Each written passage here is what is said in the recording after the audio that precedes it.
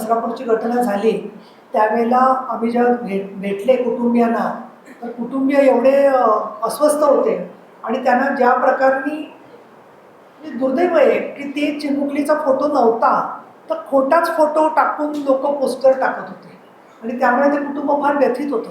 त्यामुळे त्यांना धीर देणं, त्यांच्याबरोबर थांबणं हे काम स्वतः मुख्यमंत्री, उपमुख्यमंत्री शिंदेसाहेब, सुरेंद्रताई पवार यांनी केलं. आम्ही स्वतः भेटलो, त्यांना तासनतास बोललो आणि या विषयामध्ये SIT झाली.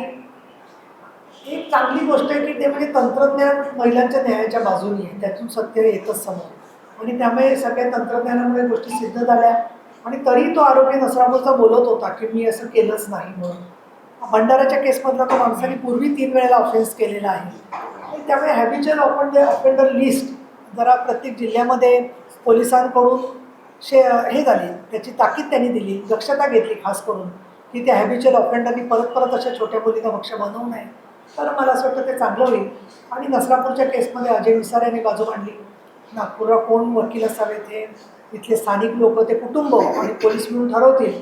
त्याच्यामध्ये माझं काही मत विचारलं तर मी नक्की सांगेन.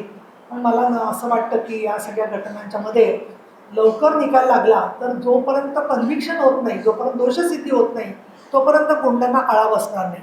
आणि दुर्दैवाने आपली दोषसिद्धी जी आहे ती वाढली असली तरीसुद्धा पूर्वी अगदी 2.5-3% होती बलात्कार अत्याचारात, ती आता 10% आली आणि बाकीच्या अन्य गुन्ह्यांच्यामध्ये हुंडाबळी किंवा अशा केसमध्ये 40-45% आपण पोचलो असलो तरीसुद्धा मला असं वाटतं की आपली दोषसिद्धी 80-90% गेली पाहिजे. आणि आमची अर्थातच फडणवीस साहेबांकडून आणि महाराष्ट्र पोलीस दलाकडून ही अपेक्षा आहे की दोषसिद्धी वाढवण्यासाठी आमच्यासारखे आमदार असतील, बाकीच्या कार्यकर्ते असतील, सर्व महिला पुरुष जे जे समाजप्रेमी आहेत, आता हा फक्त पोलिसांचा प्रश्न राहिला नाही आहे तर सगळ्या समाजाने आपल्या सुरक्षिततेचा प्रश्न म्हणून मैत्री विथ डिग्निटी, मैत्री विथ सुरक्षितता, सुरक्षा आणि मैत्री एकत्र जातील हे बघितलं फार गरजेचं आहे.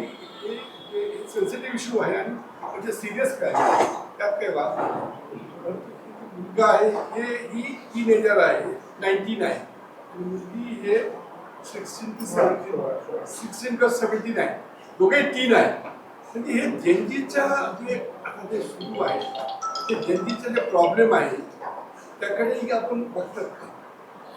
मला असं वाटतं प्रेम हा विषय जो आहे तो कुठली पिढी जेनजी असो का नसो त्यांनी स्वतः अनुभव घेतलेला असतो तरुण असताना. मग ते लग्नानंतरचं प्रेम असेल, लग्न आधीचं प्रेम असेल, त्याच्यामुळे मला नाही वाटत असं की जेनजींपुरतं प्रेम मर्यादित ठेवावं म्हणून. ती एक भावना आहे. पण हा फ्रेंड्स म्हणता होतात ते मैत्रीची भावना आहे. आणि आपण बघतो की जगभर जागतिकीकरण झाल्यामुळे ज्या ज्या विकृती किंवा जे जे ब्ल्यू फिल्म्स परदेशात येत होते ते क्षणार्धात आपल्याकडे पण येऊन पोचत आहे. आणि काही वेळेला आमच्याकडे विवाह झालेल्या मुलींच्या पण केसेस येतात की ज्याच्यामध्ये पोर्नोग्राफी केल्याशिवाय, पाहिल्याशिवाय तो व्यक्ती संबंधच ठेवू शकत नाही. अशा सुद्धा गोष्टी झालेल्या आहेत. तर जेनझी वगैरे मला वाटत नाही असं ते तंत्रज्ञानाचा दुरुपयोग कोणी करतो ना. आता हा कुठे तो तिथला नसरापूरचा आरोपी कुठे जेनझी होता तो उलट आम्ही तर बघतोय 60-65 वर्षाचे लोक, आपल्याला वाटायचं की हे आता मोठ्या वयाने आहेत पण ते तर अजूनच लिंग पिसाट झाल्यासारखे अनेक ठिकाणी दिसत आहेत. कित्येक केसेसमध्ये म्हणजे असं वयामार्फत मला बोलायचं नाही पण 4-5 केसेस अशाच झाल्या की ज्याच्यामध्ये नाक म्हणून वगैरे अशाच मुलींच्यावरती झाले. त्यामुळे ही एक कुठल्याही वयाच्या लोकांना याचा मोह पडू शकतो अशी गोष्ट आहे की जबाबदारीशिवाय वासनांचा उपभोग घेऊन दुसऱ्या व्यक्तीवरती असे अत्याचार करणं हे मला तर वाटतं की हे एका विकृतीचा भाग आहे. ते जेनझींचं त्याच्यावर काय मत आहे किंवा काय नाही ते त्यांना ते बोलू शकतात. पण माझ्या माहितीप्रमाणे चाइल्ड राईट्सवरती काम करणारे पण खूप तरुण लोक आहेत आणि मला असं वाटतं त्यांना आपण प्रोत्साहन दिलं पाहिजे. या मुलीची भेट घेतली का? नाही.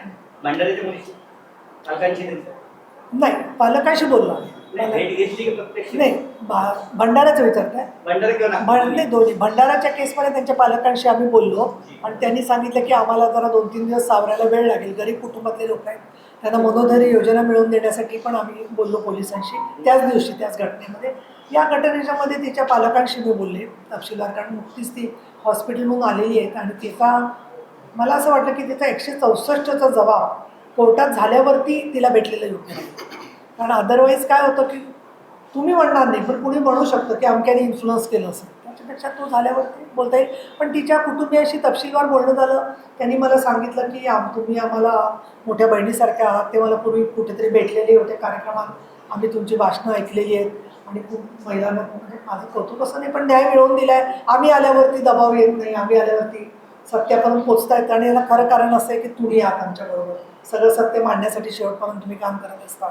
त्याच्यामुळे त्यांनी पण सांगितलं की मी परत पण तुम्हाला भेटेन आणि न्याय मिळेपर्यंत ताई आम्ही सरकारकडून आणि न्याय व्यवस्थेकडून अपेक्षा ठेवणार. त्याला फाशीची शिक्षा झाली पाहिजे अशी त्यांची अपेक्षा. अशा घटना पुन्हा वारंवार होऊ नये म्हणून काय